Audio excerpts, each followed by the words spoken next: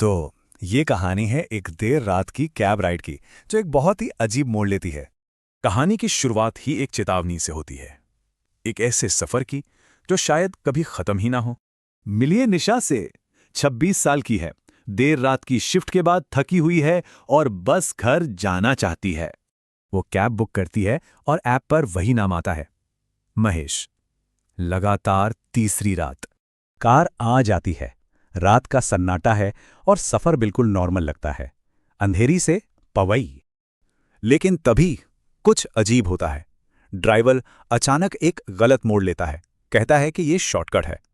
और फिर अचानक रेडियो ऑन हो जाता है। उस पर 2012 की कोई पुरानी खबर चल रही होती है। और ये तो बस शुरुआत थी। एक के बाद एक अजीब चीजें होने लगती हैं और डर बढ़ने लगता है। तभी उसके फोन पे दोस्त सना का मैसेज आता है, जो अभी भी ऑफिस में ही है। दोनों फोन पर बात करते हैं और यहीं पता चलता है कि दोनों की हकीकत कितनी अलग है। निशा कुछ समझ पाती उससे पहले ही फोन कट जाता है। Screen black, phone dead. तभी निशा को कुछ याद आता है, एक पुरानी खबर, ठीक 1 साल पहले इसी ड्राइवर की मौत के बारे में।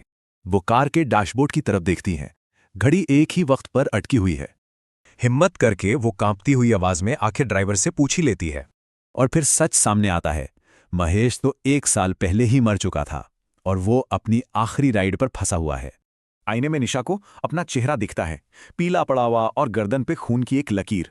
निशा को इस सब से बाहर निकलना है। वो ड्राइवर को वापस उसी जगह ले जाने को कहती है।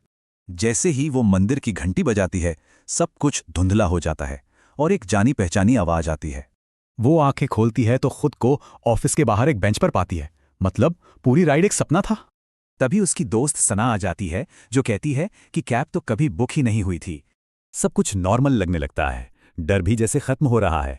पर एक सवाल अभी भी बाकी है।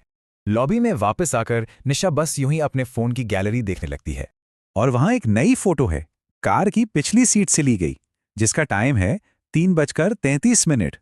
फोटो में ड्राइवर की सीट तो खाली है, लेकिन रियर व्यू मिरर में महेश का चेहरा दिख रहा है। कहानी यहीं खत्म होती है, पर एक सवाल छोड़ जाती है कि कुछ लोग हमेशा के लिए एक ही रात में फंस जाते हैं।